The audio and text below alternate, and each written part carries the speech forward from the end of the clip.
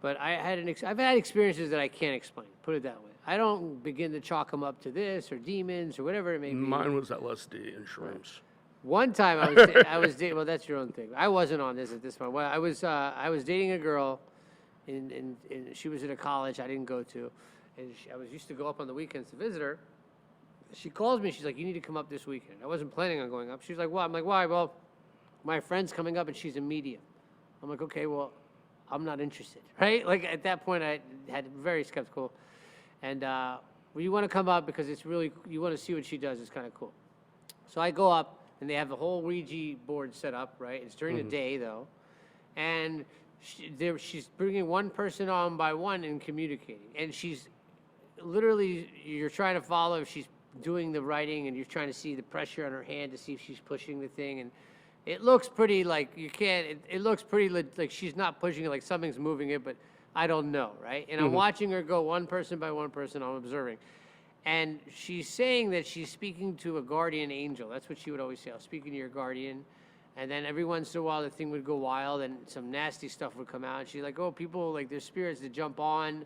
This is what she would say. So I don't know that I buy any of it, right? I'm watching, and I'm literally systematically trying to break her down, right? Anyway, it comes to me. I do it hesitantly. So if I start asking her questions, there's no chance she would know, right? Like, just like you would do, right? Yeah. I ask her my mother's maiden name.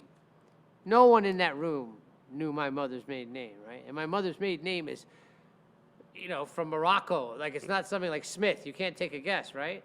Spells out my mother's maiden name. Couldn't answer. I couldn't figure that out, right? I'm like, and even the girl I was dating didn't know. Nobody knew this, right? I'm thinking maybe it's some mind reading, or maybe I'm like staring at the letter ahead of time. I don't know.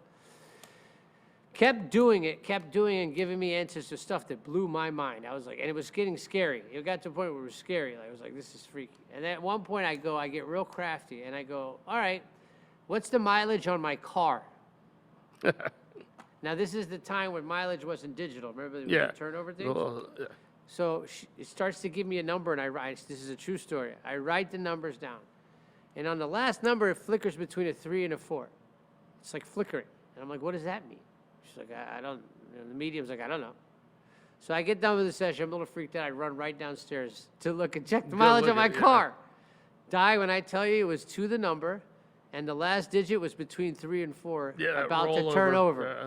So after that, I don't really question things much. I've had my experiences, but a lot of these things I can't. You chalk up to, like, you wake up in the middle of the night. You know, there's literally scientific explanations for waking up in the night. Sleep paralysis, right? I've had that. That's freaky, you know, but I don't have the answers to it.